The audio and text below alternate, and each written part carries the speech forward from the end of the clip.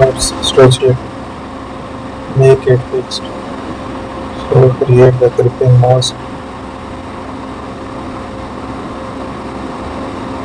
Then I will take another shape there and embed the image on it. Let's try to make it fixed on it. Make it fixed there. It's a gripping mask. We will add a paint around it using the different designs. Explore the changes for it.